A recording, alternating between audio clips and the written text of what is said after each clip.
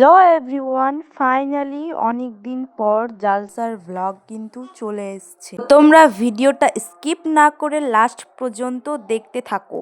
জালসার মেলা কিন্তু এখনো বসেনি, সেই জন্য বাইরের দিকে আমি এসছিলাম। তোমরা ছোট্ট করে আমাদের গ্রামটা ঘুরে দেখে নাও। এখন কিন্তু মেলা বসছে, এখনো পুরোপুরি ভাবে বসেনি। আমার ভাইকে এই ভিডিওটা করতে পাঠিয়েছিলাম। আমাদের ঈদ বকরা ঈদের থেকে জালসাতেই বেশি আনন্দ হয় ছোটবেলা। তো আমরা কেন, আমাদের গ্রামের যত বাচ্চা আছে সব বাচ্চারাই কিন্তু জালসাতে বেশি আনন্দ করে। আমরাও ছোটবেলা থেকে এটাই করে এসেছি। আর আমাদের জালসাতে কিন্তু ভীষণ আনন্দ মজা হয়। আর আমাদের বাড়িতে কিন্তু অনেক লোকজন আসে, এখন কিন্তু সেরকম আসে না, কারণ আমার দিদি নাই সেই জন্য। তো এখানে আমাদের একটা ছোট্ট নদী আছে, আর নদীর পাশে কিন্তু একটা মাদ্রাসা আছে। তোমরা দেখো।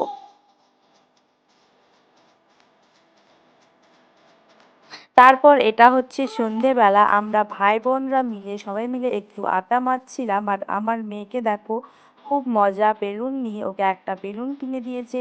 তারপর সন্ধ্যের দিকে সব ভাই বোনদের নিয়ে আমি বাইরে এসছিলাম ওদেরকে দোলনায় চাপাতে। তো এদিকে আমি বেরিয়ে পড়েছি সন্ধ্যার দিকে, চলো এখন ওইদিকে চাপাবো সবাইকে। তো আমার মেয়েকে কিন্তু চাপাইনি, কারণ ও অনেক ছোট, ভয় পাবে। আর আমার এই বোনটাকে একটা বেলুন কিনে দিয়েছিলাম, আর আমার মেয়েকেও কিনে দিয়েছিলাম। তারপরে আর কি ওইদিকে গিয়েছিলাম ভিড়ের মধ্যে। আমাদের জালসাতে কিন্তু প্রচণ্ড ভিড় হয়। আমাদের এই জালসাটা অনেক বড় করে করা হয় আমাদের গ্রামে, সব থেকে বড় জালসা এটা। তারপরে দেখো এখানে প্রচণ্ড ভিড়।